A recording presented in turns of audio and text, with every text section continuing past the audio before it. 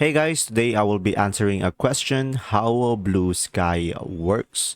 So guys, I made this table over here so we can understand more. So guys, Blue Sky is a decentralized network. So it is built on the AT protocol, which means it is not controlled by one company. So you can control your data and interactions. And another feature that they have is user control. So you have more control over your data and you can customize how the content appears in your feed.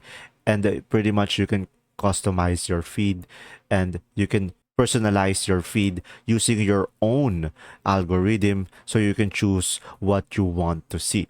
And another thing is they have a chronological post. So posts are shown in real time in the order they are posted, not based on the engagement of algorithms.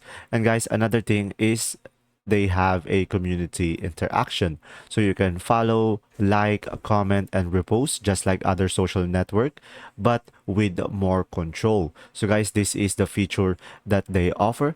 And another thing is the Blue Sky is an open source. So guys, anyone can help improve the platform or create new features. So guys, I hope this video helped you out and I hope I answer your question. And if this video was helpful, please like and subscribe and thanks for watching guys. See ya.